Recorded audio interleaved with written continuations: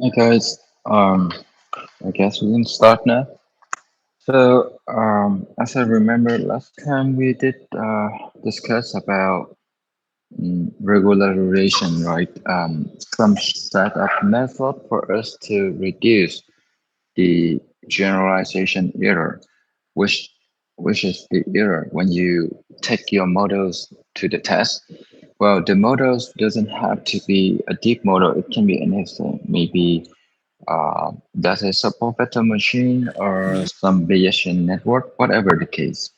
Well, today we are going to discuss some optimization method, which a lot of people are using right now. The purpose of this is to give you an insight about why do we have so many optimization methods and what is better. Why do we need all of them? Okay. So hopefully that you can pick a good one, even though nowadays when you take a look at some deep learning approach and you read the code, you see most of them are using almost the same optimizer, like ADAM optimizer. Okay, but well, it's good to know that we have some other out there, and maybe just in some special occasion you can find a better uh, optimization method, I think.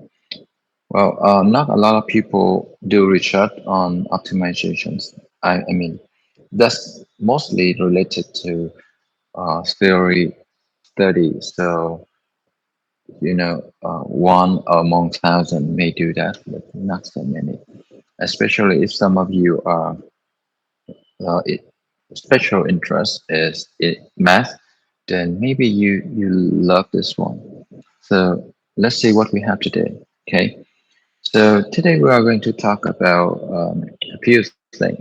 We are going to discuss about uh, the difference between learning and pure optimizations, and also we are going to discuss about some challenge that you may have when you optimize the neural network and some basic algorithms that we are going to use, as well as a few uh, parameter initialization strategy that you may have out there.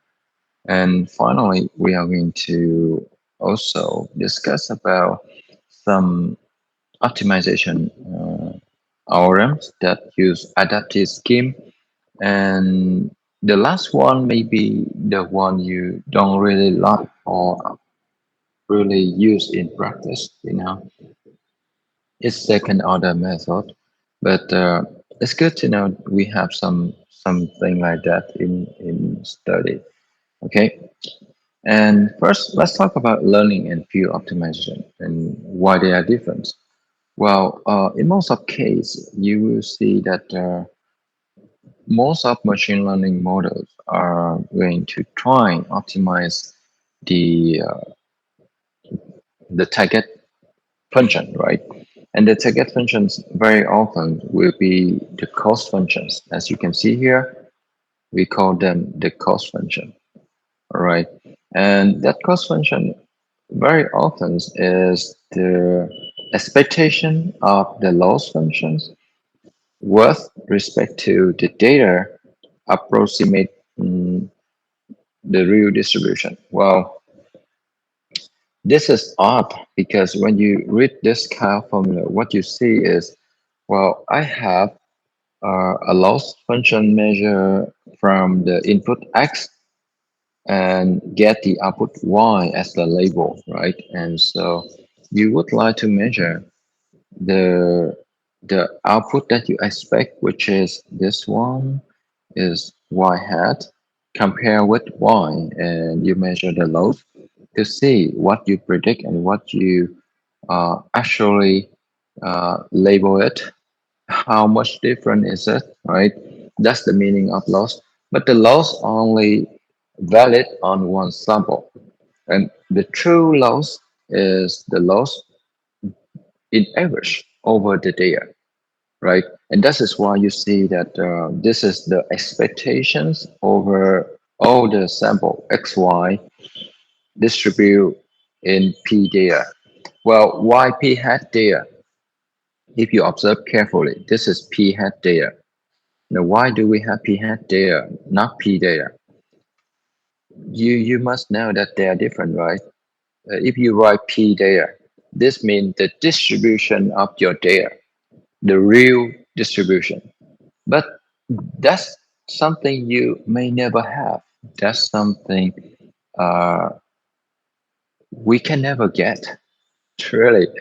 So what we have is an approximation of that true distribution. Well, may I call this the true distribution of the, well, the one you see over here is the approximation. Sorry,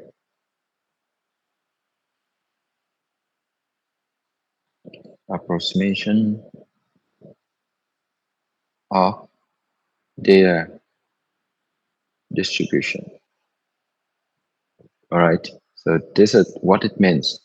And we call it the approximation because you are going to sampling. You take some sample from the real world and you put it into a data set. So that's basically an approximation of the data distribution, not the real distribution. And that's why you see the hat over there, right? This hat, okay? So I just want to stop a little bit to show you why we have that kind of notation. And you will see this repeat over and over in many other material and books. So that's important for you to understand what it means, right? Then when we have this objective function like this, we want to optimize, minimize this loss function, right? We minimize the overall loss over all the data, not just some loss on a single sample. And in order to do so, we have some method. The first method you may observe here is the method called empirical risk minimizations. Well, empirical risk minimization means we try to reduce the expected generalization error. Well, the expected generalization error in general we call that risk, okay, and we want to reduce that one. And of course, because we don't know the true distribution, therefore we need to approximate this error, right? And given the training set, then you have only the approximation of that true distribution. Therefore, we say this is the empirical risk minimization. The empirical word means we we get it from what we have, okay? Not what we get from the fact. So, in short, what you have seen so far, the empirical risk here is nothing but the expectations of the loss functions over the data. And that, in short, will be the average over the loss on every sample. Well, this is why you're saying this is normal. For me, it's not normal because think about it. If you have a data set of 10 million sample, then will you wait until you pass all 10 million samples through the network or through the method and get the loss and then you take the average? It's really annoying and I mean, it's impractical. So people don't do that. In deep learning, passing the input to the output costs you a lot of computation time. So in order to calculate the loss, we don't want to pass all the training sample. And that is why in deep learning, they say we rarely use the risk minimization method. We rarely use the empirical risk minimization method because it's too costly, you know. The second approach is called surrogate loss functions. Well, This is because sometimes the loss function cannot be optimized very efficiently. Well, maybe because the loss function depend on some very high order function like the logarithm functions or some sort of complex functions. I don't know. This is weird. This is just a theory, but they say in some cases when you combine a lot of feature in the loss function like the log function, the logarithm in short, and the exponential function and some sort of polynomial expression, something like that, and it's just too messy. So calculate the loss can be very hard. In that case, they prefer using the surrogate loss functions. That's like a proxy, okay? And in that case, we will stop as soon as possible when the the condition is satisfied. But what conditions? Well, it depends on the problem itself. There are so many things can happen in the middle, and because of that, I don't think that this Soviet loss function is very popular. Well, we use it in some particular word. One day you may read a few paper and they will mention that they use the Soviet loss function, but you don't see that very often. Okay, it just appear occasionally in some cases. And the third option we have here is apply the batch and minimum batch RMs. So as I mentioned earlier from the beginning, the the empirical risk minimizations is right, but it's impractical because the data may be very large and compute such kind of loss function is so costly, and we don't want that. We want something simpler. And therefore, what we are going to do now is trying to sampling a portion of your data and apply it and compute the loss. And that's actually what happens. So when you sampling a few sample from your data set and you fit it from the input to get the output, that is back training, right? We pick up a few sample, let's say 4, 8, 16, 32 sample at once. We fit to the network, get the output, compute the loss for every sample, and take the average. That's the loss functions we want, okay? And they call it mini best arms. So if you have just single sample, then we have a special name for it. We call stochastic. Okay. In other words, every single time you receive just one single sample, you feed to the network, get the output, compute the loss, and that's what you have, and you can backpropagate. Well, why do we have batch and stochastic? Well, because you look every time you feed the data to the network, in order to perform the backpropagation, you have to remember the feed forward derivative, right? And because you have to remember that feed forward derivative, the problem is if you have so many samples, then the number of derivative that you have to memorize is going to be large, really large. It's scaled linearly through the number of sample. And that is why when you do training, when you specify the best size for your model in training, you are limited by the capacity of the hardware. Let's say I have a graphic card of 6 gigabyte VRAM, Then my model require like 2 giga for one sample during training. Then that means in order to train a batch of four, I need 8 gigabytes. Then look at this, what I have. I cannot save all the dirty, even if I just have four sample. All right.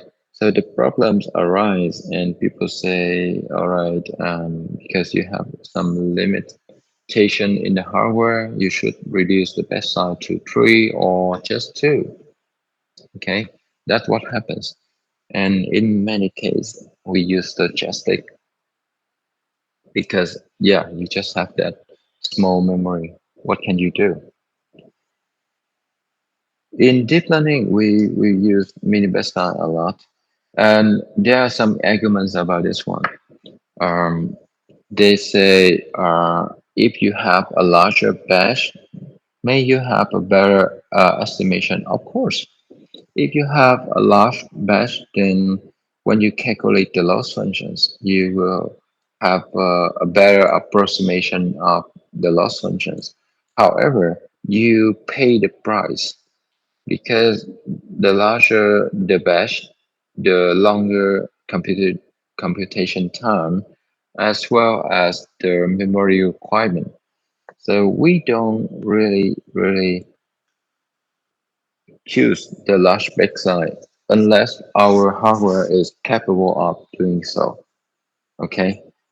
Um, Now, in some cases, when you increase the batch size up to some point, the batch size the larger backside doesn't benefit you anything.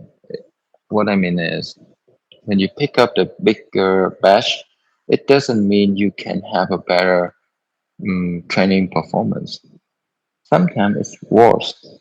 Okay, so choosing the best side is also crucial, even though it's just a number. It have some impact in your training. So don't pick it too big, don't pick it too small. Okay. We have to trade off and pick some sign in the middle, and no one can tell you what sign is the best. It's just some sort of experience that you have to go through during the training process. And they say obviously the best sign will define the performance.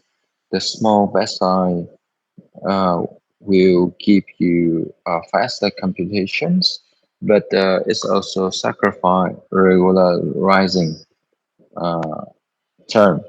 And if you pick up bigger backside, then you have better regularizations, but you sacrifice the performance. Anyway, that's your choice. Okay. Um, Sometimes we pick the best randomly. You don't have to pick them in chunks. I mean, it doesn't have to be fixed at the training time. You can pick it just something random from the data set. Okay, that's what we do. Now, let's say a few challenges that you may have in neural network. Um, may you saying that neural network is simple because it's just a bunch of weight, and we have to train them using gradient descent.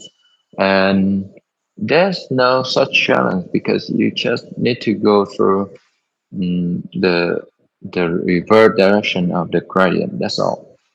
But the fact is, when even if you go back to the mm, direction of the gradient, it's no guarantee that you can exit or enter the local minima. That's unlikely happens.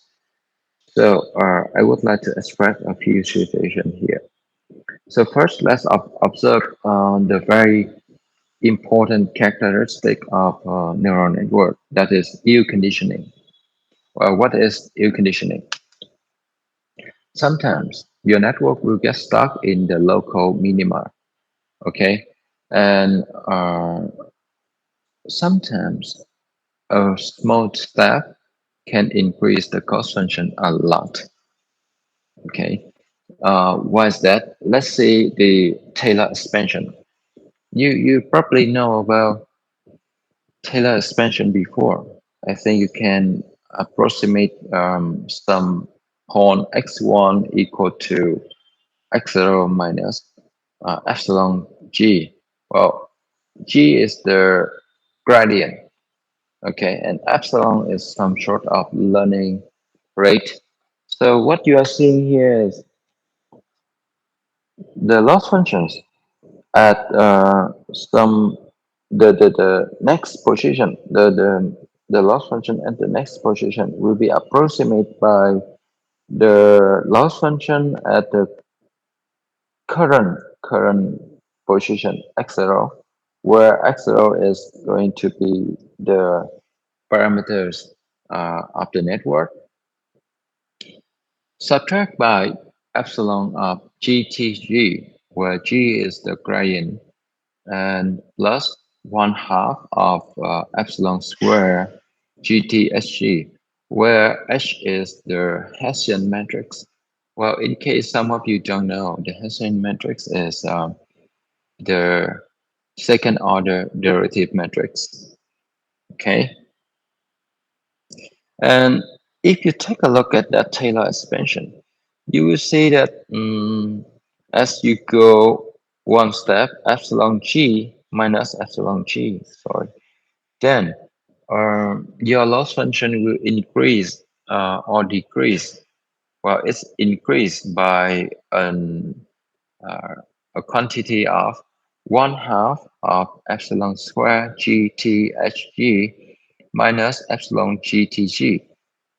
Okay, now this is interesting because if you enter some local minima, G is very small, so this changing in the loss is also small, I guess. So, but what if the matrix, the second order matrix, turn out to be singular? It is amplifying that gradient a lot. What happens?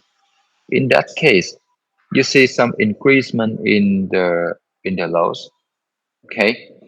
And that's so hard to solve. This is the ill condition situation you have because you actually have no control over the second order derivative. Okay, it may cause a lot of trouble in the long run. The second challenge you may have in optimizing the neural network is local minima. Of course, I believe that all of you know about local minima versus the global minima, right? Um, so you should have some concept on flat area too. And the thing here is when we try to optimize the neural network, in most of case, you will enter some local minima. And in the neural network, you will have many local minima. Okay. And of course, if you optimize the network and your optimization problem is the convex optimization, that's good because the local minima will be the global one. But in neural network, it's not the convex optimizations problems. Therefore, the local minima is not the global one. And you may end up stuck in the local minima easily because the gradient in that case may be zero and you can go nowhere. And that's the point. Okay. So be careful with that local minima. We have a lot local minima in neural network and you don't know. You just try to propping all kind of information like that during the process, but you have no way to learn it yourself. It requires a lot of patience. All right. Speaking of the local minima, We have one terminology we call model identifiability problems. It's hard to read this one. I really hate it. All right, what's that? We say that a model is identifiability, identifiable. What? It's hard to read that one. I really hate that. So you can identify that model if and only if you have big data. In other words, if you have a big training data set, then you can and you will always train and get a single network over and over again. Okay, that's like it doesn't matter. It doesn't matter. Uh, you just train your network using the data, and if the data is large enough, every training time will lead you to the same result. It doesn't matter where is your starting point. You will end up with the same final models. Okay, so that's the idea. If you have enough training data, always end up at the optimal point. But it's very unlikely to happen in practice. And in order to do so, if this is the case, then the models with some latent variable should be treated carefully. Because what you see here is in some models, if you have latent variables, then most of them are not identifiable. Why? Because every single time you train the network, it's based on the latent variables, and the latent variable very often is random, and that cause a lot of variation in the network during training process. Okay, so most likely you cannot identify your network if you have the latent variable inside. Of course, this is what I know so far up to the time of the I cannot guarantee that you can have that website and there's no way for you to identify that model. Every time you train, you get a different result. Yeah, that's kind of weird. But remember the tensor playground that we tried last time, right? When you have the neural network and you try to classify the orange dot versus the blue dot, every time you train a network, you will get different outcome because the initial weight of the network is random. Therefore, every time you train, you will get a different model, even though the result look similar, but they are different. Okay, so is that model identifiable? No, or maybe just because that we don't have enough data. The set is so small, so you can only get that result. But if the data set you have is bigger, the number of points is bigger, then maybe,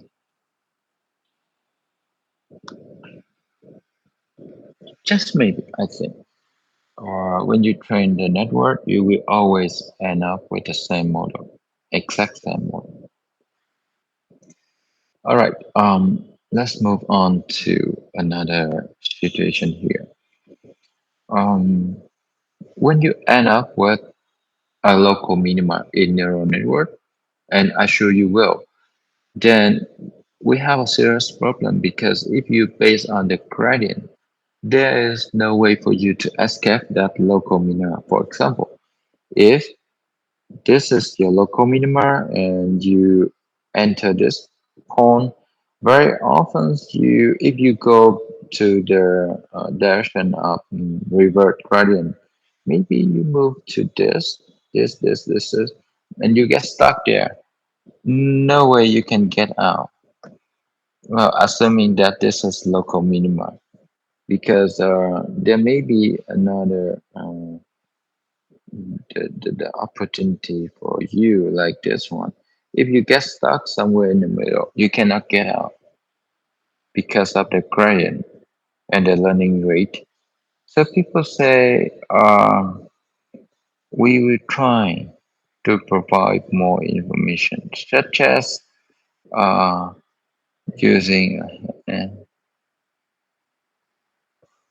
Okay, so I think I talk a little bit too much about that local minima, but that's not the only issue.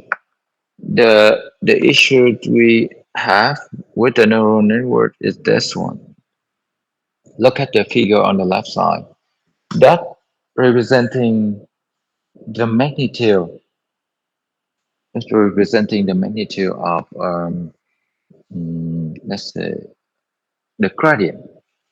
Okay, after every training step, and what you see is as you train, the loads are reducing, but the gradient tend to increase in the sign.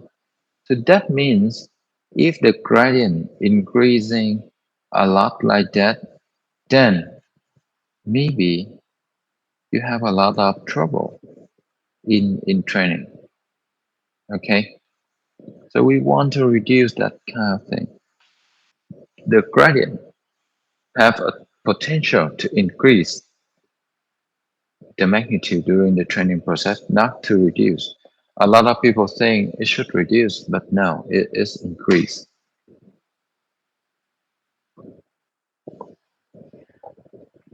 And let's see. The more you train, looks like your parameter set will approach some special point that I call the saddle point.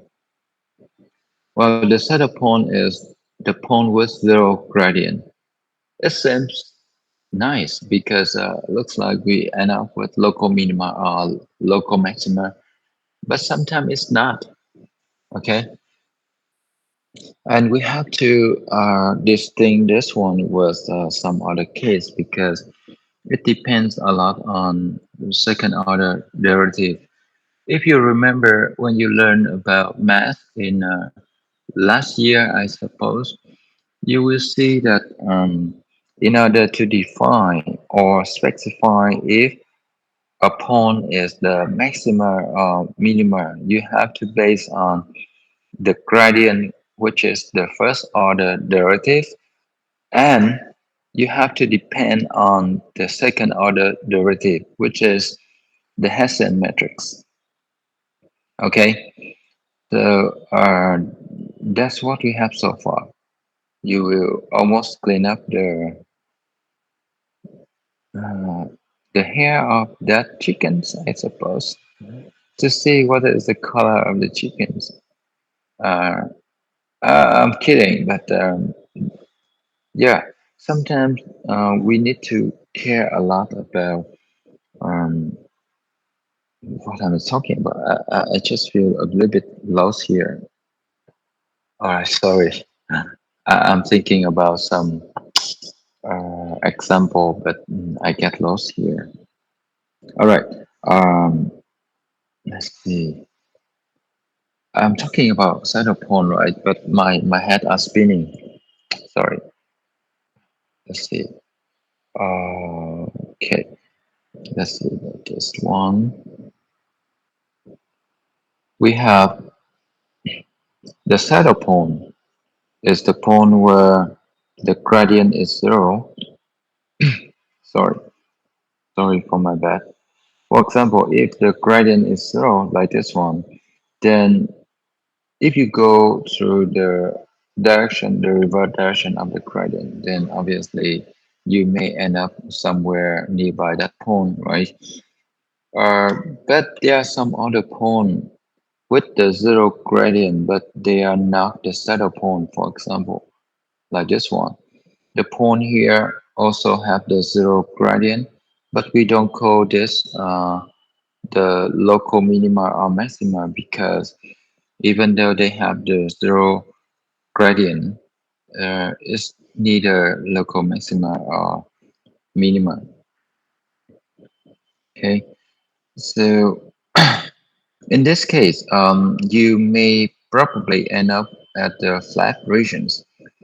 And how to define that? We have to base on the second order matrix, which is called Hessians.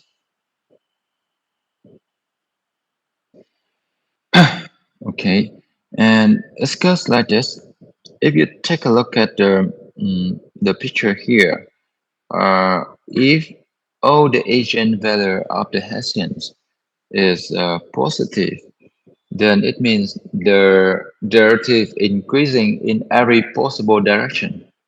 If the derivative increase in every direction, then it means this is the local minima, right?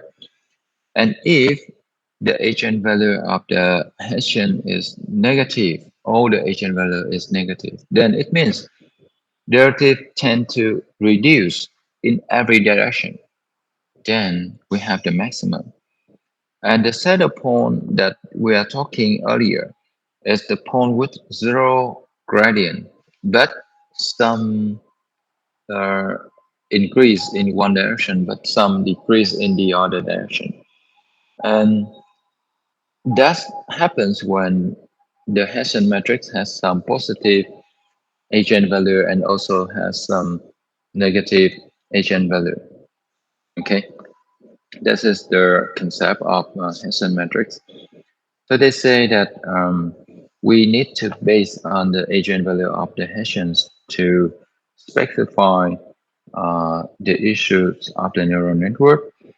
And if the eigenvalue of the Hessian becomes so much positive, all of them tend to reach the positive value, then we can reach some some regions with a lower cost. And well, this is extremely important. Why do I say this? Because if you take a look at the problems I mentioned earlier here, yeah, this one, you see that the loss functions will increase or decrease by amount of GT, H, and G, right?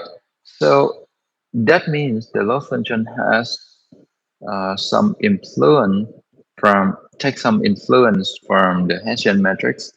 And if they mention here, if the Hessians become positive, then well, the high costs are far likely to be the saddle point. Well, this is really hard to explain because the theory here is a little bit blurry in terms of math explanation. Um, again, let me just make it clear for you guys. Critical points are the points with the zero gradient, right? We call that critical points. And the critical points, the point with zero gradient, with the high cost, well, high cost means the loss functions, okay? With the high cost are likely to be the saddle point, okay? The saddle point is some point here, like this in the right figure. And if the critical point was very, very high cost, then it's most likely to be local maxima. Well, I don't really agree with all kind of arguments we have in this statement because it's hard to tell you how high is high and how high is extremely high. So I don't know. We don't have any kind of definitions on high cost or extremely high cost. And because of that, this statement seems to be very hard to define for me, as well as your case. So I recommend not to stick with this kind of theory definition too long. Even I don't really like it, especially when I read this thing in the books of Ian Buffalo. I feel a little bit odd because they don't have any definition on high cost or extremely high cost for me. I try to question them, but in some other books, they don't even mention. And this is the problem with neural networks. Sometimes you have the questions, but they cannot answer you. Okay, so just bear with me. We sorry. Um, I think like here, what we try to point out is um, when you do optimizations, very often we use the gradient descent in order to optimize the neural network, and we hope that making the gradient to zero is good. But the fact is, the more you train, the gradient tend to increase, not decrease. So that's the first problem.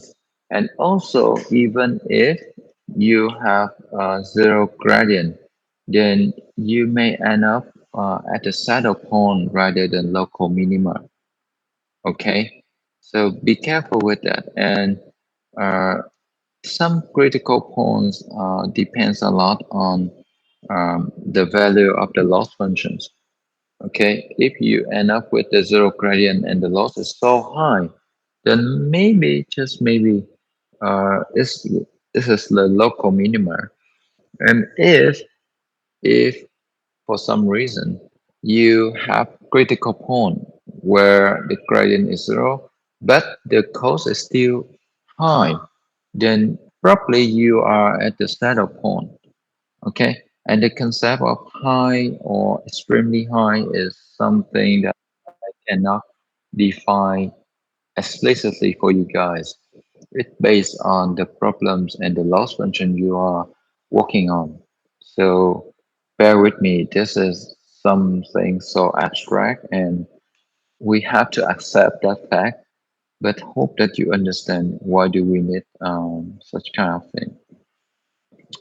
Okay, there is another challenge that you may face when you optimize the neural network. It's called the cliff and exploding gradient. Now, what is the cliff? The cliff is some phenomenon in the training process that leave you to a very bad situations. It goes like this. I have a function like this. It reduce and it increase in this one. Okay. It seems like I can travel from here to here, okay, to here, to here, to here. And looks like I'm moving to a very good direction, right?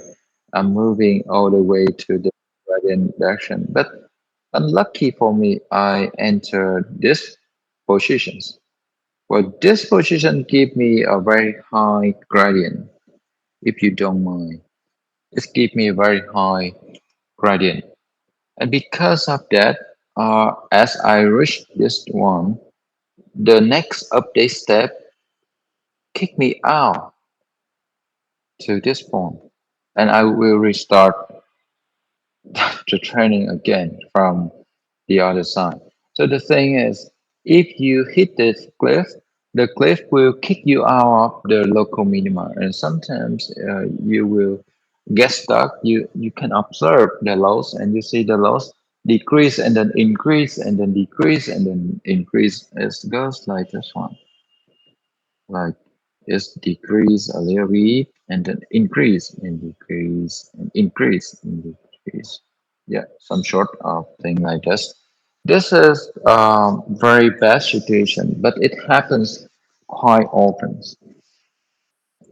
Okay, so the reason for having cliff in neural network is because uh, the multiplications sometimes when you multiply the number with multiple value, which is the weight, and the weight is so large, then that can amplify the value a lot.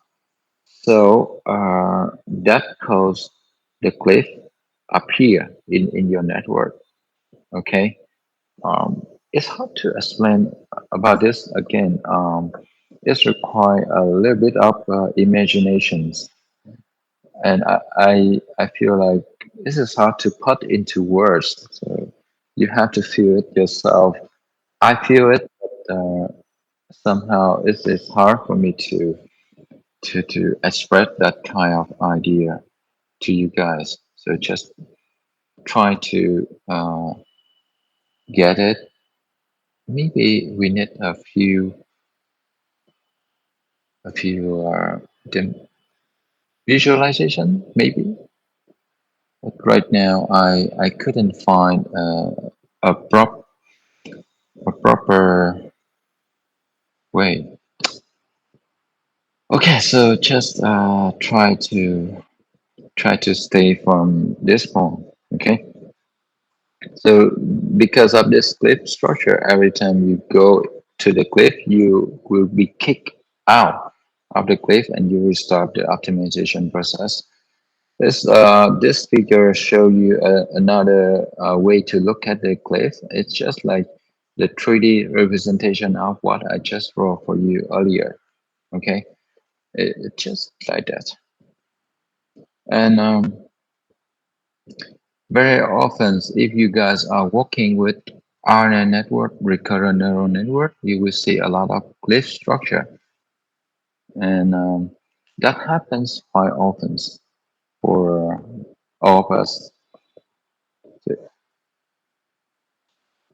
Maybe if you guys are working with some problems in NLP and you are using RNN to solve it, like NER problems, or maybe, just maybe, if you are solving some problems like the tagging problems in NLP, then you also see and observe the phenomenon like this in the training process, like the loss function over here. Okay, and yeah, in a long sequence, you have to multiply a lot of things all together, and so the grid structure will appear more often. See, that's the thing. All right, so let's talk about some basic algorithms you may have when you train the neural network. Well, I guess this part is easy for you guys because it's not hard to understand at all.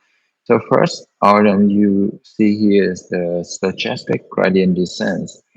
What you see is that at the beginning, we need to define the learning rate, which is the epsilon. And so we have epsilon 1, 2, and so on. Why do we have that? Because during training, you need to update the learning rate because if you don't, maybe you will end up with a very bad situation. At the beginning, people say when you do the optimization at the beginning, you may let the learning rate to be large, but during the training, you should reduce the learning rate so that the gradient doesn't uh, lead you out of the local minima or doesn't get you out of the global minima. I don't think that we have the global minima here, but just local minima. Anyway, why am I saying this? Because if you remember, we know that the parameters will be updated as the old parameters going with the reverse direction of the gradient of the loss functions, right? And for some reason, if for some reason the gradient is so large, then if you don't reduce the learning rate, you will get your parameter set out of the local minima easily. Okay.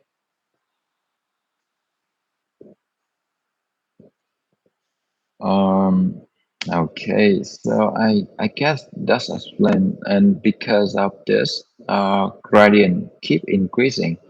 So you, yeah, what can I say? You have to reduce the learning rate over time. So it goes like this. Uh, you have the initial learning rate here, epsilon zero. After a while, you need to reduce that learning rate like this. It's going to be reduced depending on your strategy. In some other paper or some other study, they will do like this. They will reduce the learning rate this way, or maybe they just do this way. Okay, your choice. There's just so many options for this learning rate. And the look for HED is easy. You start by sampling a mini batch size M. Okay, you get a mini batch of M example, and what you do is you compute the loss functions here, right?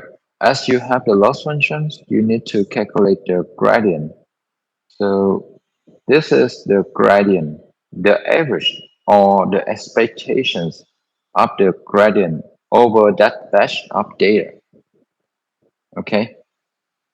And given that we have the gradient, and all you have to do now is just update the gradient using the learning rate epsilon k, where epsilon k is the learning rate as the timestamp k.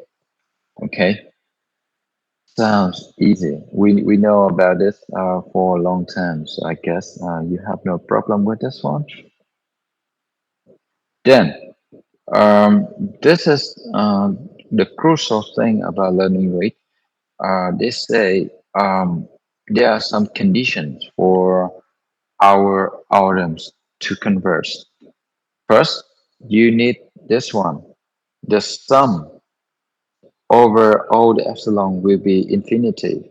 Well, this is very likely to be a definitions of math guys.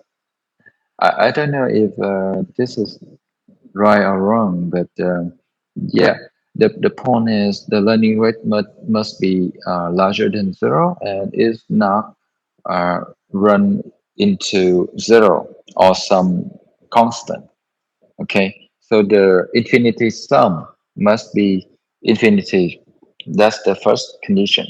The second condition say uh, the square infinity sum of the square must be converged into some value.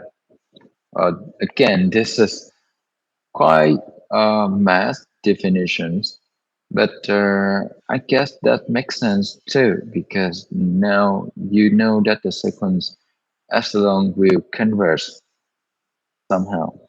Okay,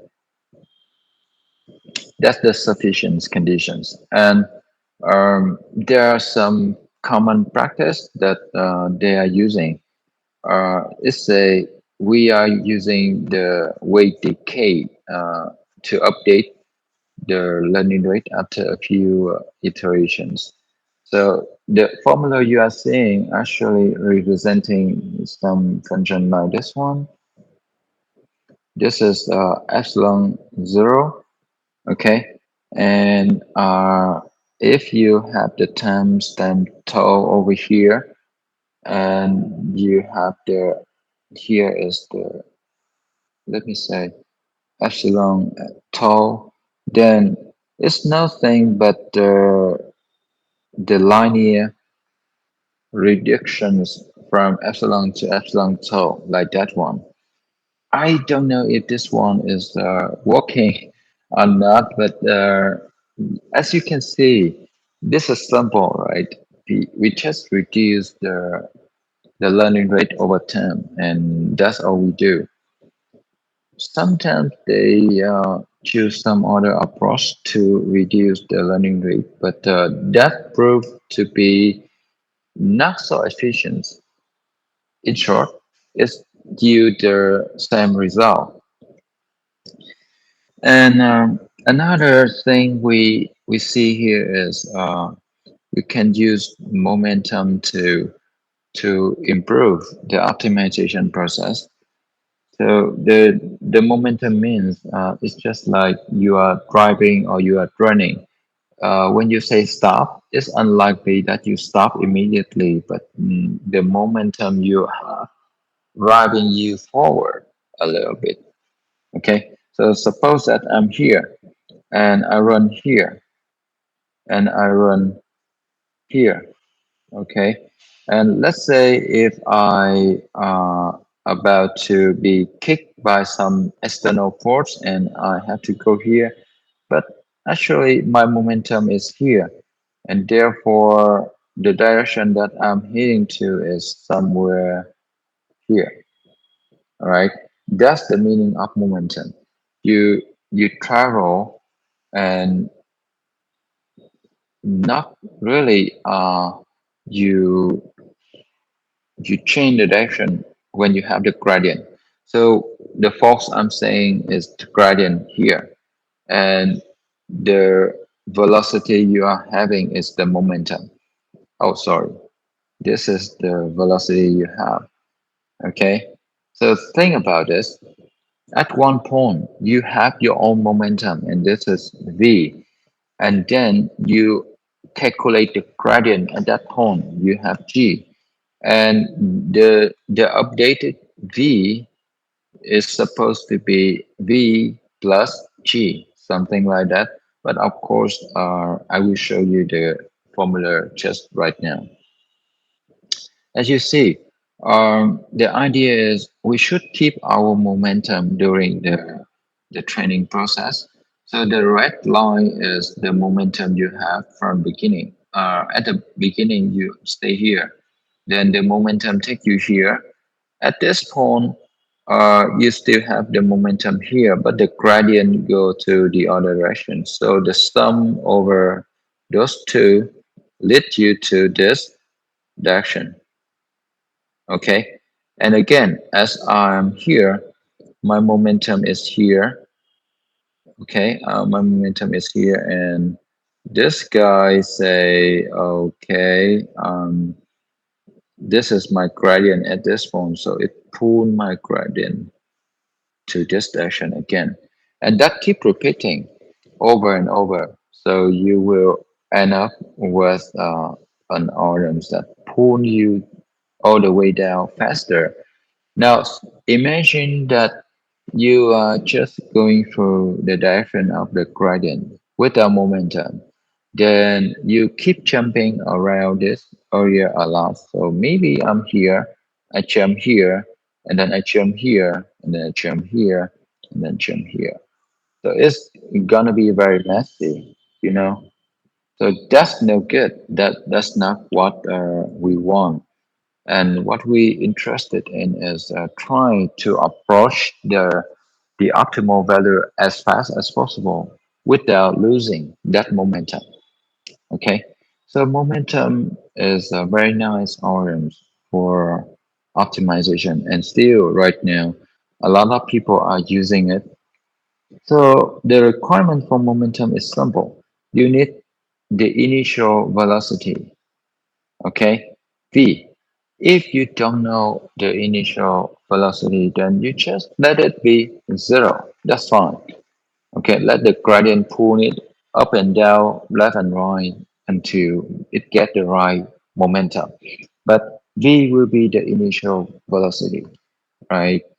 And then what we are going to do, you again doing something that you have was, well, sorry, can you jam it? Okay. So we actually do the same thing with the gradient descent. What happens here is you are going to try compute the gradients at one point, and then you update V by keeping a portion of V, and then you go to the reverse direction of the gradient. And that's the thing. And as you have the V updated, you use that V to update the parameters. Easy one, right? The idea is I have V. I should keep a portion of V. So this alpha is going to be some number from 0 to 1. Okay, you can pick it to 1, your choice. But in most of case, alpha will be smaller than 1. We don't want to keep all the momentum. We want to reduce it a little bit after one iteration. All right, and that's what happens. There's another variations of momentum orange, which we call Nesterov momentum. So for Nesterov momentum, this is stupid orange ever. I always say to my student that never use this one. But what can I do? The thing you observe here is we have the initial parameters. Theta is the initial parameters, and V is also initial velocity. So looks like this one adopt the idea of um, momentum orange. However, at every loops, you are going to update the models with the current momentum, current velocity to get a new model. So this one is the new model.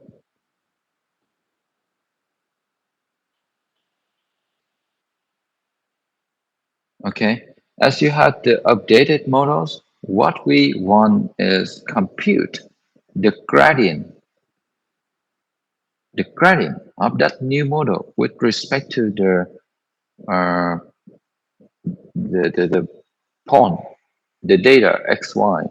So what you see is we need a gradient. That gradient is the gradient with respect to the new model, not the old one, right? So you feed your input through the network to get the output and compare that output with the label to get the loss, and you compute the gradient of that loss. So you have the gradient. And then you use that new gradient to update the momentum. It sounds easy. And then as you have the updated V, you update the parameters. But this is odd. Why do we need that? So let me explain to you about the idea of this one. You are here. Oh, sorry. You're here. This is your current V. All right. This is your old models. This is your current V. You go to the next point and you compute the gradients. So the gradient say go here. This is G. Okay. Now if the gradients at that point say go there, then what should I do? Uh, I should decide to update the V from that direction. Now, this may confuse some of you. So let me choose another color. If you stare at V, the gradient of V may be this one. This is the G. If you stay in V, right? And because you go in V direction and you look forward and you see that the gradient go to the other directions. So what we Okay, let me just like this one, easier for you to understand, right? So if you take a look at that directions and you see that if I step one step further and I see the gradient go to the right side, then I should start going to the right side early rather than go to the left side because it will pull me to the right side anyway. If you stay in my position, you will understand that the gradient at my current location may pull me to the left, but the next point will pull me to the right. So if I am smart, I should move to the right. So it goes like this. Oh, sorry. I should move to this directions.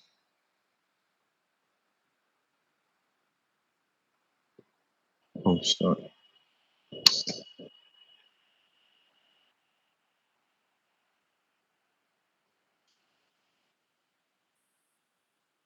Okay. And as you go here, we are done. And then you compute the model at this point somehow. That sounds weird. I don't like that one a lot. But that's all right.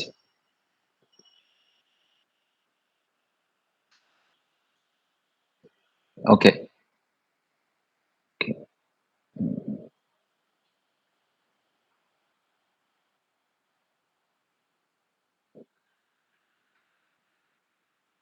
Why do I say this? Nestor momentum is the algorithm that not a lot of people use because think about it, you need to store clone versions of your current network every single time in the loop, and because of that, it's very inefficient in terms of memory usage.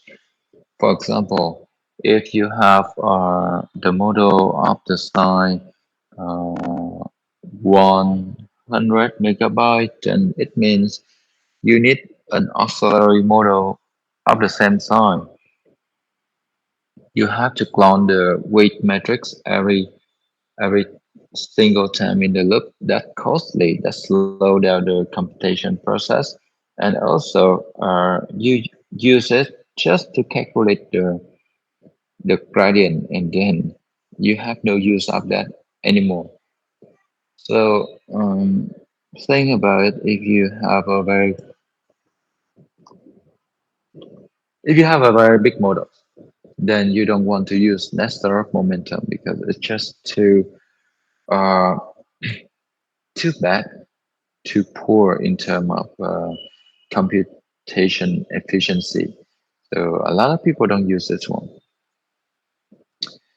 All right. So in short, let me summarize. For some basic algorithms, we have stochastic gradient descent, which is the basic algorithms, and we are going to use some strategy to reduce the learning rate over time. That's the basic one. Next, we advance by having an algorithms called momentum algorithms. It's maintain the momentum, which is the current velocity of the, the, the, the loss function directions, I suppose. And every time you will keep a portion of the current momentum and you update by the revert direction of the gradient. That's momentum. And you can use the nested up momentum if you don't care much about the computation efficiency. You can use this one, right? And I think that not a lot of people use this because it's so expensive. The people tend to use something else, and what they are using, I will tell you later. So let's now move on to discuss a little bit on parameter initializations. Now, of course, parameter initialization play very important roles in optimizations. If you start at some good point, then you may converse quickly. If you start at some bad point, you may end up with well, very bad things, I guess. Um, you may never get out of that local minima. All right. So choosing parameters at the beginning also important. They say that in order to initialize the network, there are some strategy. Either you can use a simple strategy or you can use some heuristic here in initialization. The purpose of initialization is to make your network diverse and learning some feature that does not repeat it. What I mean is we try to break the symmetry. For example, let's say I have one unit like this, one, one, one, and among four units, or let's say I have five, whatever. Then those units will take something from the input and compute one output, right? So the the idea of breaking symmetry means I want the unit of my network doesn't learn the same thing. I mean, all of them should produce different values. That's called break the symmetry. For example, if I have one unit that learn the input by some weights like point one, point two, point four, point three, like this, then the weight for this one should not be similar. Well, if the weight of this one also point one, point two, point four, point three, then it means two neuron, two perceptron here learn the same way. And if two neuron, two perceptron learn the input in the same way, then they are no use. They have some characteristic we call symmetry characteristic, and that just wastes up memory. So don't do that, right? It brings nothing new to the table. And because of that, we try to break the symmetry when you initialize the parameters, of course. Then for bias, you can choose any values. Of course, it's random, but yeah, you can choose some heuristic constant, whatever you want, because that bias sometimes is not as important as the other weights, the linear transformation. Okay, and there are also some extra parameters that you may need to consider. So in this case, um, for most of people, they are going to use the Gaussians or the uniform distribution. But I suppose a lot of people are going to use Gaussian rather than uniform distribution because uniform distribution is very bad in this case, and we don't do that. Okay. The scale of initial distribution has a very large effect on the output. I mean, if you initialize the weight to be a large number, then it tends to amplify the output of the network a lot. So if you want to make your network stable, you don't want to initialize the weight for a very large value, but you don't want to initialize it to be very small. And the concept of large or small is blurred. It's hard for us to tell what is large and what is small, right? So here it's a bit tricky. And because of this, let's say a lot of people don't really love choosing the weight randomly. They have to do some investigation to see which option is the best option out there. And most of initialization algorithms, they based on some heuristic. Sometimes you cannot prove why it works. Sometimes you cannot prove why it didn't work. But you just show the outcome and you see it works so well. For example, when people initialize the network, and most of them are going to use Xavier initializer, and Xavier initializer is a simple initialization method, but what you see is the author, even the author, have no way to prove why it works. It just, oh, I use it and I feel like, not I feel, the result shows something good, so I keep using it.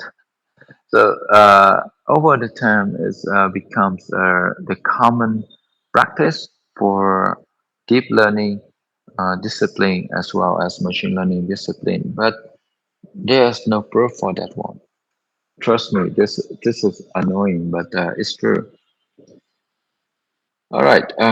So it's important to know we can use either Gaussian or uniform to initialize your network, and also we have to care about the scale of that values.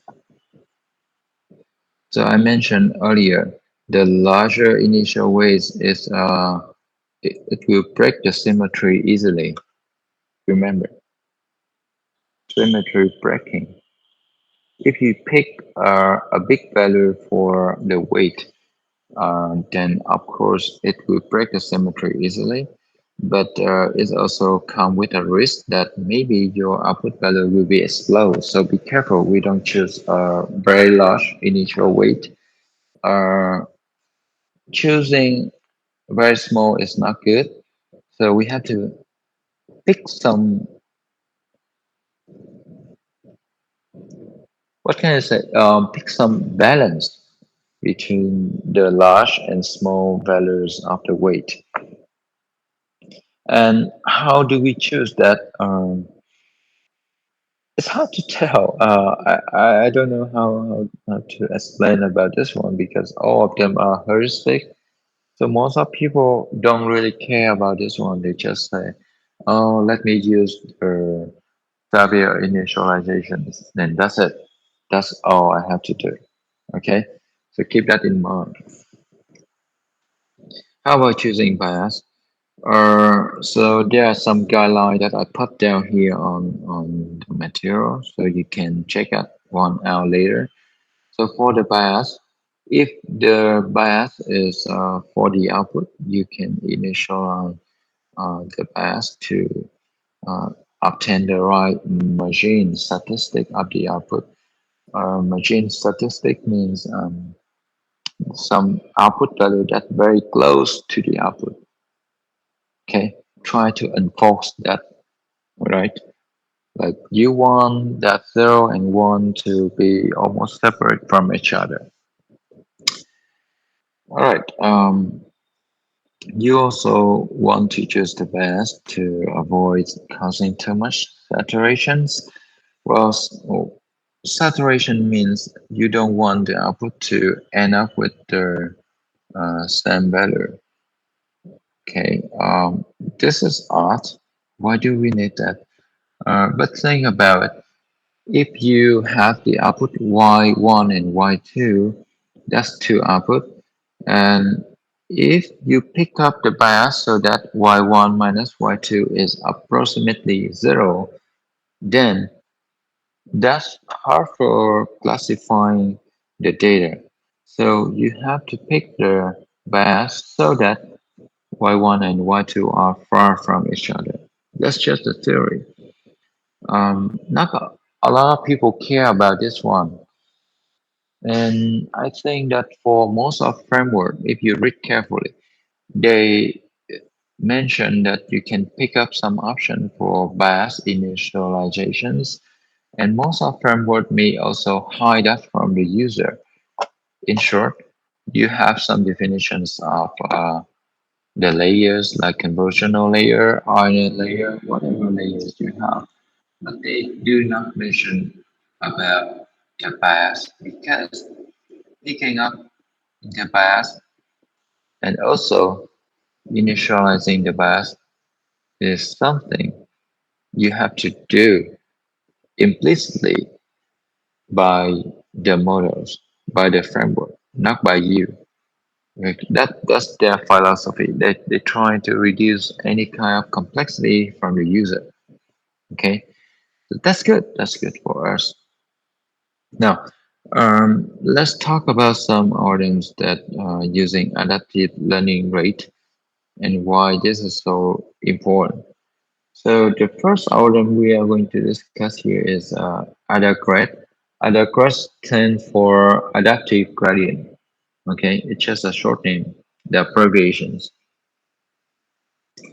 So their items can be explained in this figure. What you are seeing is we have the learning rate epsilon, we have the initial parameters theta. Now you also need some delta constants just to avoid divide by zero, and that's for numerical stability. Just that, okay? And we need some sort of gradient accumulator. The gradient accumulator here is called R. It will store the sum of all the gradient over time. Now let's see what happens. First, you have to sorry. First, you have to sampling a best, and then you compute the loss. So what you have here is the gradient of the loss, and then given this gradient, what you have to do is perform the the dot product here. Well, the dot product. No, this is not dot product. It's this actually a pointwise multiplication. So what it is, this will be a vector of g1 square, g2 square, g3 square, and so on. Okay, so that just a vector of square gradient in every direction, in every dimension. And then you accumulate that vector into the accumulator R. So remember, R is the accumulator only. What happens is after accumulating R, you are going to use R as something to adapt the gradient, okay? Scale the gradient. The gradient will be scaled by the amount of 1 over delta plus the square root of R. Now, why we need that? Because think about it, at the beginning, R is 0. So during the updating process, maybe, just maybe, this accumulator is too small. And if it's too small, it tends to amplify the magnitude of the gradient. And if it's amplifying the magnitude of the gradient, the update is faster. Okay, so if you take a look at this form, what you see is at the beginning, the gradient will be amplified a lot, right? And the model will jump very quickly. But then after a few iterations, the accumulator now has accumulated enough gradients. So the impact of that one will be reduced over the time. The more you accumulate, the weaker impact of the gradient.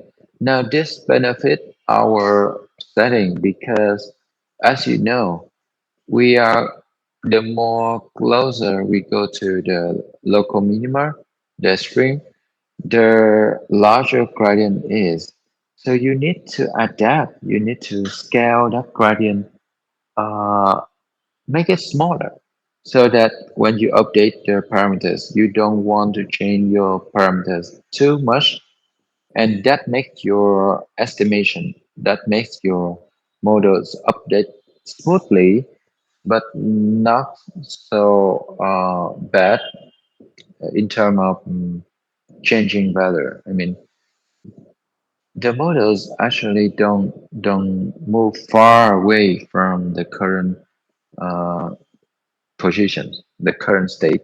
It just update a little bit over the time. Okay, so this adaptive gradient is the baseline, the backbone of many RNs for a long time. But then something new appear. They propose just right after it a method we call RMS prop. So for RMS prop, they say that it performs better for non-convex setting. Well, it's performed better for non-convex setting, and you know that for deep network like the one we are working on, the setting is non-convex, right? We don't do optimization on the convex problem anymore. We do on the non-convex problem. And for that, we have some update in our audience. Again, you have to calculate the gradients. I think that's normal, right? But now something new appear. You have something we call decay rate rho. This is you can read that rho, and you have the learning rate epsilon, of course, and you have small constant to just for math purpose. Then what happens is we still maintain the gradient accumulator, but the thing is the accumulator here will be a portion of accumulator, the O accumulator plus the other portions of the square of gradient. So what you look at is a very different way to solve the problems. Uh, if you look at the accumulator earlier in the adapt gradient, adaptive gradients, then you see that R is continuously increasing, or may I say it's non-decreasing function. It keep increasing or either not decrease. So for this case, as you can see, we are going to keep a portion of R, and we update only a portion of the gradient. And so rho here can be some number from 0 and 1, maybe 0 0.9, 90%, if you call it that way. Then um, there is a chance that this accumulator increase, and also there's a chance that this accumulator decrease. So it's not a monotone function anymore. And because of that, the scale that we use on our gradient update will change accordingly. It can scale by R. It depends on situation anyway. But the bottom line here is uh, that accumulator is not the monotone functions, and the the update tend to have some impact on your parameters, because if R is the continuously increased functions like the one with the adaptive gradient we see before, then the more you train, the more gradient you accumulate, the more smaller the gradient has impact on your model. And up to some point, that scale, that scale turn out to be so small that it ignores the value of the gradient, so your model cannot learn. Okay, and this is why they mention that the RMS prop here is better than adaptive gradients because uh, as you scale as you scale, you don't really scale to zero or a very small number. You still let it be some reasonable value so that the model can learn rather than stop it from learning. Okay, so this RMF process is better in some way. And the last arms we have here is adaptive gradients. Again, it looks like adaptive gradients, but it's incorporate quite a few ideas. And instead of adaptive gradients, we call that adaptive moments. Uh, it's a weird name for me, but that's fine. I don't mind using that weird things. So this is the items we have. So there's a few points I want you to take a look. First, we maintain the accumulator for the first order moments and the second order moments. So this is the first order moments is velocity, okay, and the second order momentum is accelerator, okay. As you have two of them, what is happening with our staying? I don't think that the second term can be called as accelerator or anything. Just like given a name for it, so I better not using that name. May I call it just the normal accumulator? But the first one is obviously the velocity accumulator. It's just exactly what we have with momentum method before. So what happens here is you are going to compute the gradient, of course, like this one. You got a gradient, and then every single term you will update the first order momentum. You will keep a portion of the all momentum, and you add into it a portion of gradient. Okay, you don't add the whole gradient, just a portion of the gradient, and you don't keep all momentum, but a portion of the all momentum. Likewise, you see that we keep a portion of the square gradient, and we add into it a portion of the square gradient, just like the way we have earlier.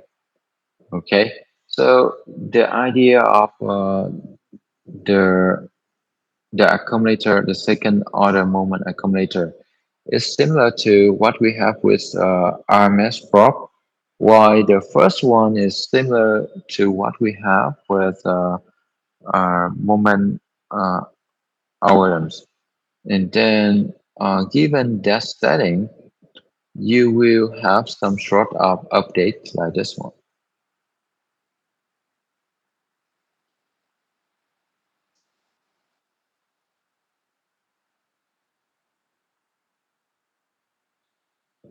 You will have S hat to be S over 1 P1T. Well, the key is this one. Because we know that row 1 is some number from 0 and 1. So it's very small, right? T is the timestamp, the step.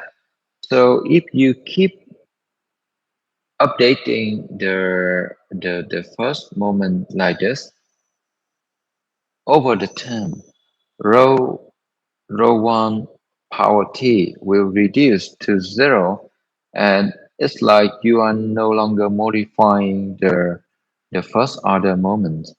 Similar for the second order moment. At the beginning, you tend to amplify the second order moment, but over the time, you will reduce that amplification a bit. It's just like we are giving a boost for first moment and second moment. As you give the boost, you amplify that first order moment and second order moment a bit, just a bit. And as you amplify it, what you see here is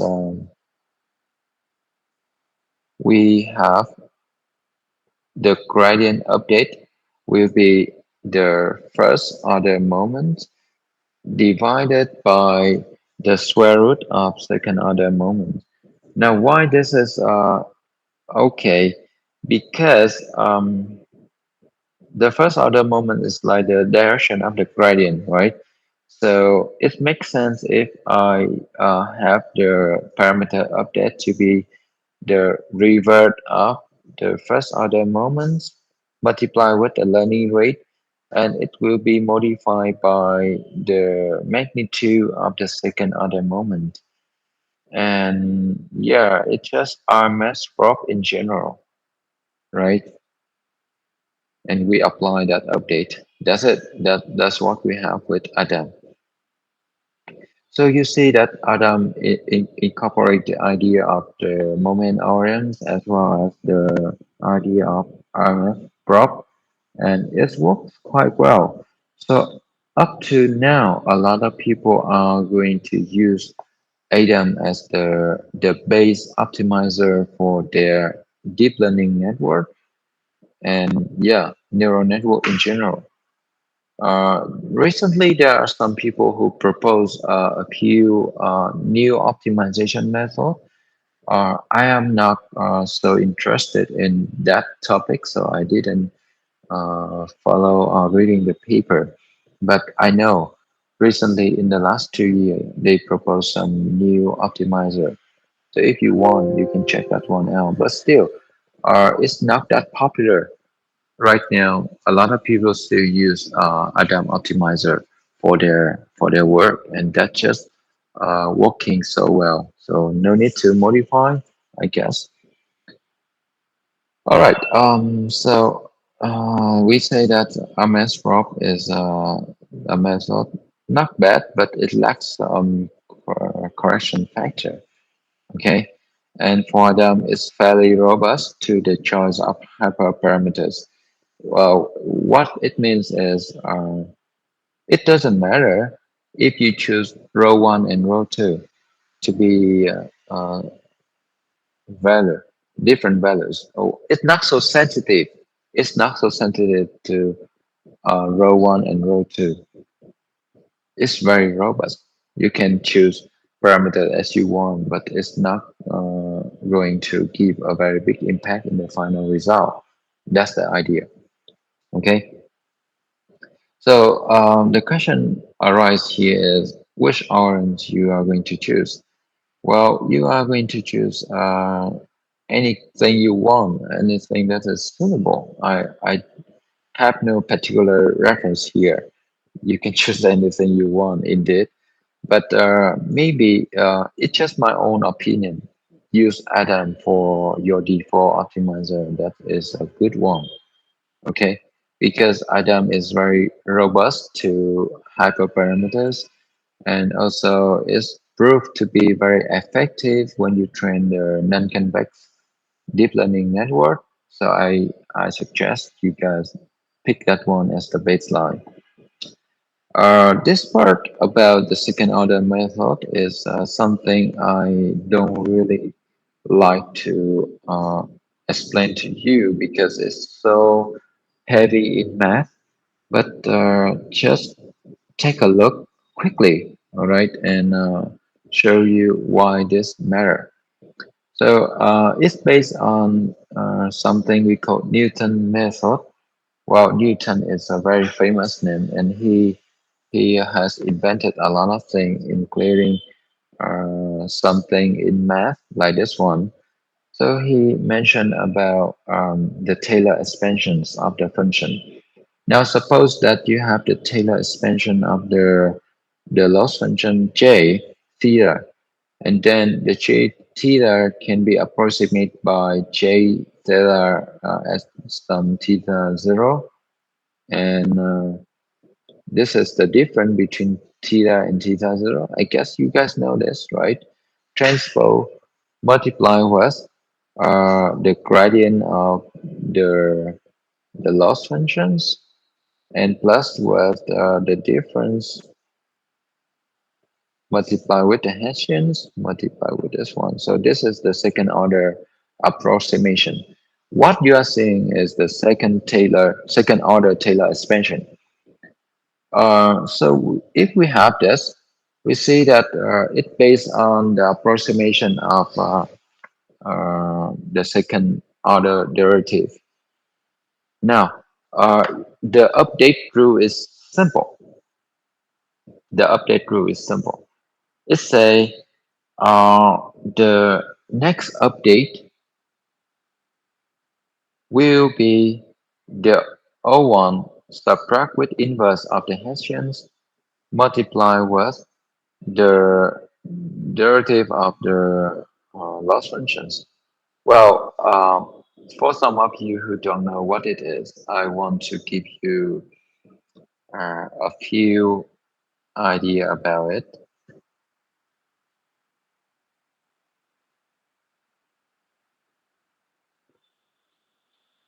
Uh, I guess this one is better.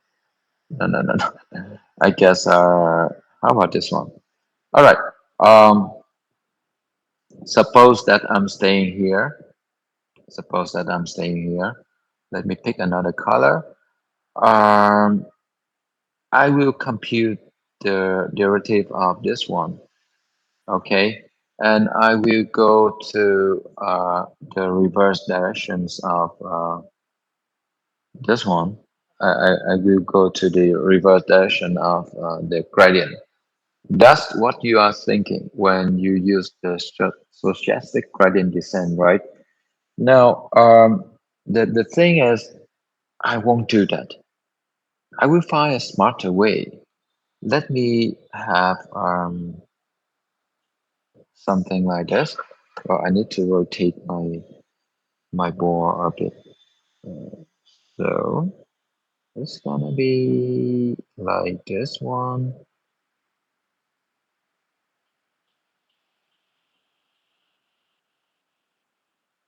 Okay, not too bad. So you see that the orange function is something that can approximate um, the function I'm having, right? Well, it's actually a vertex functions. And if it is the vertex functions, I can compute the extreme right here. Can I? Yes, this is theta star. This is the extreme of the vertex functions. And as you are looking at this one, uh, what it means is if for some reason you can approximate the function using the second order functions, then you can easily compute a stream. And instead of going through the direction of the gradient, you can come here faster and quickly like this one. And next time you have another update and that keep running around. But the point is you don't really care about the learning rate because there is no learning rate to use, right? You have approximation based on the first order and second order derivative. So all you have to do is jump to the optimal point right away, assuming that the function can be approximated by the vertex functions. And so this is interesting, right? The formula you are seeing here is a simple update rules that demonstrating the idea. So the figure I'm drawing for you is a demonstration to show you what happens with the optimizations. So instead of updating the parameters step by step, we compute the optimal parameters right away. using this Hessian matrix. Now, that sounds interesting, but it's impractical for deep learning network. I feel bad when explaining about this because uh, why I found it so interesting, I cannot use it for my work.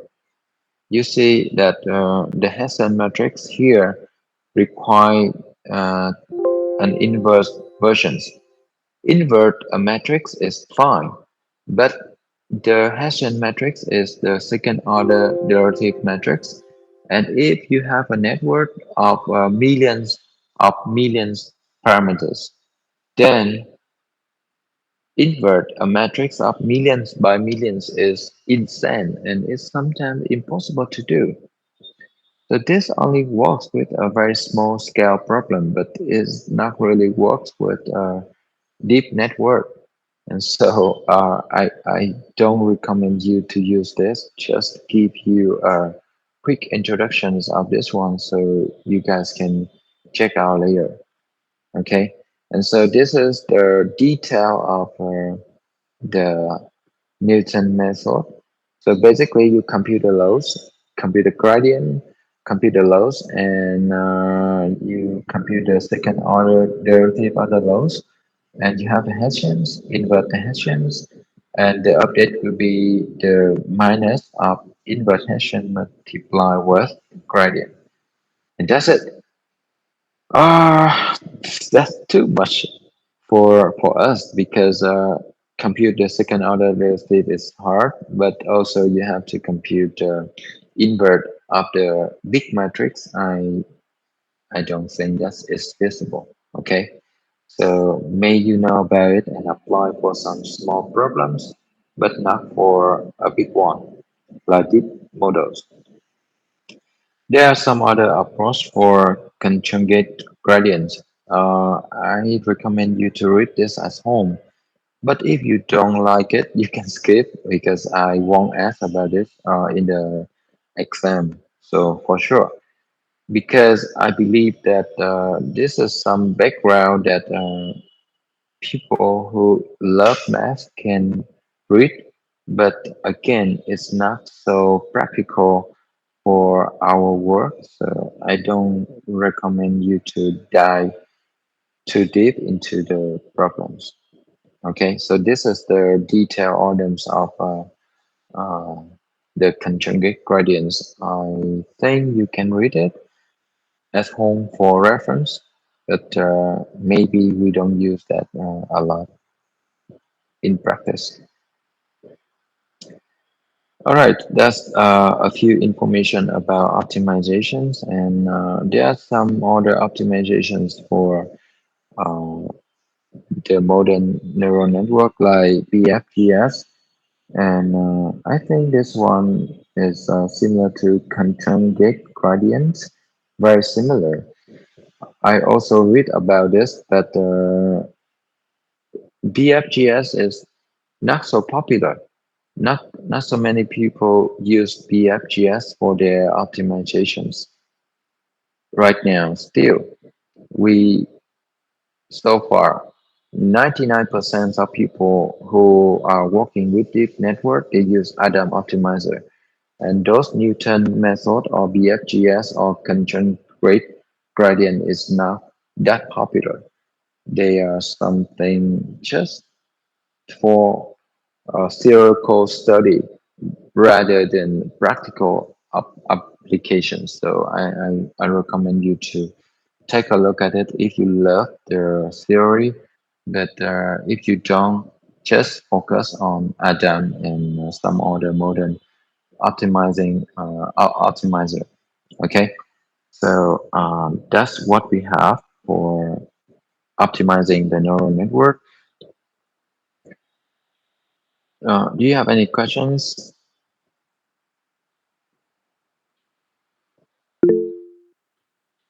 Yes. So teacher, I want to ask about the part of the Nesterov momentum. Okay, Nestor So momentum. so you Mm. said the idea is that maybe if we take the step of the momentum, we could have Mm, a better gradient, right? Instead yeah. of the initial point. So is there Mm. uh, any case that the initial gradient is actually better than the thing that we step with the momentum? The momentum, the gradient when we step in the direction of the momentum could cause us to mislead us to some worst case. Yeah, good questions. I think that when you pose these questions, you already realize the situations. Now, let me tell you this. The reason why even I don't favor Nesterov momentum because there's no proof that the gradient at the future point is better than the gradient of the current point. There's no evidence for that. What we see is that we standing on the slope and we try to go down the hill, right? So if I stay here and the slope say go forward, I should go forward. But if the next pawn give me another gradient lean to the left, then you say, oh, instead of go forward and then lean to the left, then why don't we lean to the left first here? Then what if you stand here on, oh, sorry, I think I should draw something here. All right, so looks like I stand here on the slope of the downside. I try to go down the hill like this. Then at this point, my gradient say go downward. Okay, but at this point, if you travel here, the point here, like it's sliding right here to the left. So the gradient say go here, right? And so you decide, all right, if I go there and then I have to go left or right over there, then why don't I just move earlier? That's the idea of Nesterov, right? But what if the point you arrive here have the slope lead you back to another point out there, not go down but go up? You don't know. That's the future we cannot predict, right? So again, that is why I don't really favor Nesterov momentum because they try to mention about uh, if you can look a step forward, then hopefully your choice here is better. But what if you go there and you have another direction that lead you to a very bad positions? Who knows? If I apply that nested rope over here, maybe I will go back all the way here. We don't know, right? But if you follow your instinct, you just go down, follow the idea, then maybe at this point, as you stay here, the gradient tell you to go right, then you just go right, and then because of momentum, you have the momentum, right? Because of the momentum, you may go here, and it's maybe better. It's maybe better. So we have no evidence to say if the gradient is the next point at the next point is better than the gradient at the current point. There's no evidence at all, no proof. So the method here is some sort of heuristic proposed by the author, but they have no sort of the theory proof here. I don't see any. So your question is very nice. I believe that everyone should realize that choosing Nesterov is not better than choosing the traditional momentum. And that is why up to now, a lot of people still argue and saying that momentum still work. Why don't we use it? Okay. So good questions again. And I think it's solve your concern. You don't need to choose Tesla because it may be no better than the traditional momentum. That's it. Okay, thank you, teacher. Another question is that based on the current landscape, you said that most of the people are using Atom Optimizer, right? So my question is that we learn a lot of types of optimizer and some deep learning frameworks like Keras or PyTorch are also provided us with those kind of them and another other things, right? But as you said that everybody using Atom, and for us is we start learning right now, and we know that Atom is the best choice right now. So what is the mindset about other optimizing algorithm? So we my question is that I'm really confused that so Atom would be the choice if I build a new network, right? I choosing an optimizing algorithm. But what about other algorithm? So should I ever consider choosing them? Okay, good questions. So let me separate things a little bit here. The reason why we need to learn about a lot of optimization algorithms is because of the histories of development. It's unlikely that in the dawn of neural network, they invest a lot of effort and they found item right way. No, the research goes through a lot of steps, going through several years, and they develop from the stochastic gradients (HGD), and then after a while, they found a new way to optimize the network by propose some sort of momentum incorporate into the optimization process. And after a while, they invent another optimization method, say more adaptive gradients and so on and so forth. So you see that the timeline of optimization method is not appear at the same time, but they have the history. And in order to understand the the most advanced optimization algorithms, we need to understand the past, the history of development. That is why we are introducing all kind of algorithms. Not all, but the most key optimizations algorithms for neural network. All right. So that's the point of teaching this thing in the course. But again, as you mentioned, most of us, 99% of machine learning discipline will apply item for their optimizer. Then, what's the point of learning other things? Well, applying is easy, but you have to understand about it too. And in the future, maybe because you work on the deep learning network a lot, so maybe Adam is the best choice.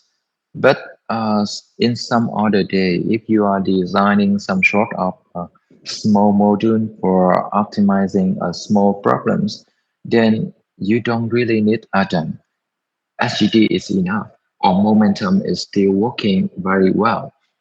And because it works so well and it converts so fast, so why don't use it? Okay, so the point I'm trying to say here is applying what method depending a lot on the problems you are having. Okay, maybe if you're trying to optimize the support vector machine, then do you really need Adam? No, support vector machine is easy to train, so I can just use a simple optimizer to update my support vector machine. So I don't really need Adam here. It's just momentum or even SGD is enough. So that's the point. You need to know when and where you should apply those optimizer. Not necessary for you to apply Adam everywhere. Okay, even though I agree with you that for most of case, if you work with deep models, you are going to use item. That's for sure. Okay, so is that okay to you? Why Uh, do we need to learn this? yes, I get it. Thank you, teacher. Mm, okay. So again, I thank you so much for pay attention to what I'm talking, even though there are some point in the lecture I get lost. I don't know. My head is spinning, was spinning that time. But anyway, um, uh, for optimizer, nowadays we have so many options, not just Adam.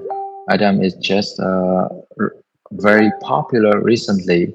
In the last 10 years, I believe Adam is very widely adopted in the industry. But maybe in the future, in the next future, maybe 2 or 5 years, you will see the rise of some new optimizer. Right now, I know some of them, but they are not so popular. They need the community to get used to it. But because a lot of people are using Adam and they feel so fine with it. So there is no need to use another one, and that is why we don't even update some new optimizer in our material.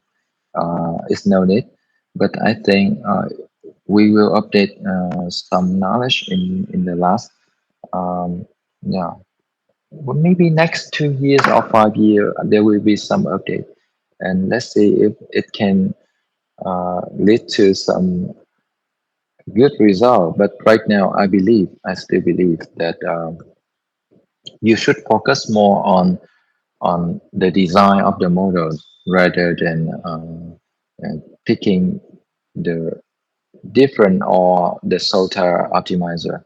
Okay, so keep that in mind. All right, so next time we will talk about some deep learning models, and I will try to deliver as fast as possible some knowledge about CNN and RNN. Okay, okay. So thank you so much for paying attention. Teacher, I will see you guys teacher. later. Yes. Do you have any questions? Next week is the last week of our course. Or I'm not sure if this is the last week or not because you guys start a little bit Oh, late, right? okay. So, Uh, and how about the final exam? Is about the second part, right? About deep learning. the exam will be anything that you didn't do in the midterm. Anything. Okay. Okay. Okay. Okay. So we will add something basic about machine learning also, but we will focus at least 50% on neural network and deep learning. Okay. Okay. Okay. Thank you, teacher. And whatever I ask in the midterm will not be asked in the final. So don't worry. Just focus on what you haven't answered. All Okay. right. Thank you. Thank you so much for your attention. I will see you next time. See you guys later.